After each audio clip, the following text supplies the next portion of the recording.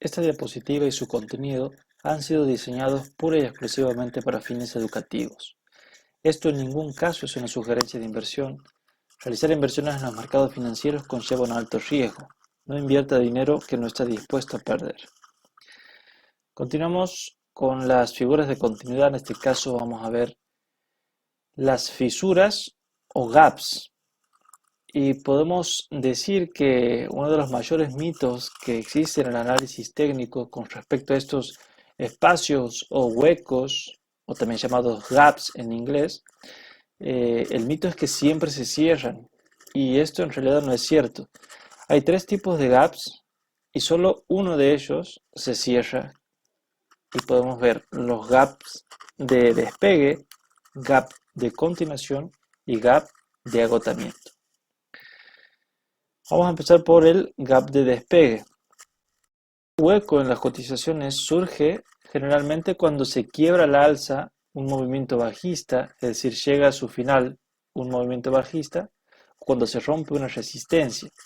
También puede darse en el sentido contrario, es decir, cuando se produce un quiebre a la baja de un movimiento alcista, o cuando se rompe un soporte. El despegue marca el comienzo de una tendencia alcista o bajista nueva y el volumen operado suele incrementarse verificando la nueva tendencia. También estos gaps, tanto el gap de despegue como los de agotamiento o también los gaps de continuidad, son utilizados en el futuro como soportes o resistencias.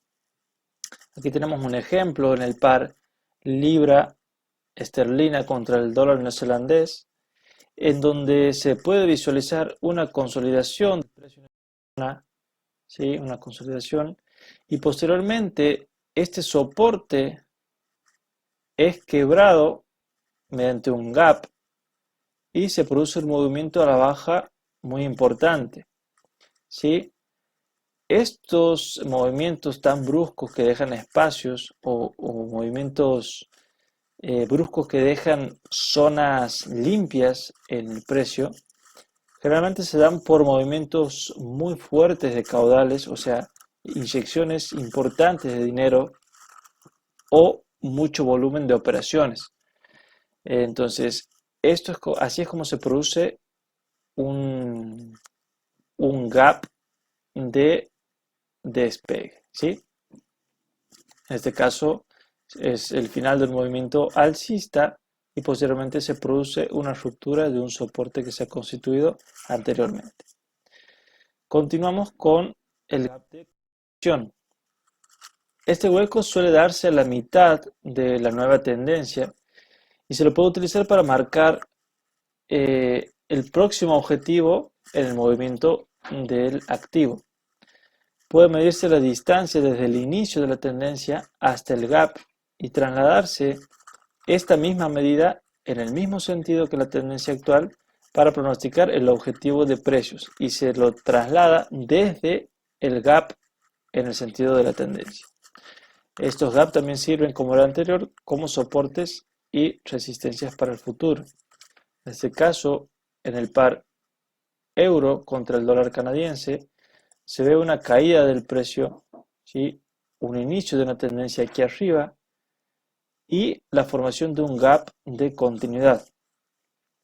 En este caso trazamos desde el inicio de la tendencia hasta la formación del gap la distancia que ha recorrido y si trasladamos desde ese gap hacia el abajo, que es donde continuará la tendencia, podemos medir el target a donde el precio fácilmente luego alcance esa zona. Posteriormente, como habíamos mencionado, que los gaps sirven como soportes o resistencias, en este caso actúa como una resistencia en la próxima subida de precios y posteriormente vuelve a caer un poco más abajo el precio.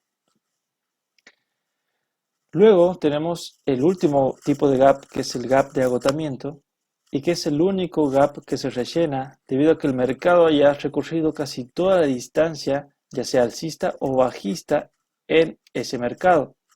Y al igual que en los casos anteriores, este gap también puede utilizarse para trazar zonas de soportes o resistencias. Ahora vamos a ver un ejemplo de cómo es este tipo de gaps de agotamiento. Venimos de una tendencia bajista que al final de la misma se produce un salto en el precio que deja un hueco y posteriormente inicia con un brusco movimiento alcista una corrida de precios que rellena ese hueco o ese gap. Entonces, una vez que rellenado ese hueco, inicia una nueva tendencia hasta llegar a nuevos niveles. En el futuro, varios meses después, el precio vuelve a testear esa zona que actúa como soporte y fíjense que independientemente del tiempo que ha pasado, varios meses, casi se podría decir que más de la mitad de un año, esta zona es tan fuerte y ha habido tanto volumen en esa zona o tanta inyección de dinero que esta zona sigue siendo fuerte y actúa como un soporte en el futuro, haciendo que el precio se devuelva hacia el alza y comience una nueva tendencia. Así como finalizamos esta diapositiva de los gaps y las figuras de continuidad, y posteriormente estaremos viendo ya lo que son las figuras de cambio o de reversión del precio. Mi nombre es José Pablo Nicolau desde Argentina.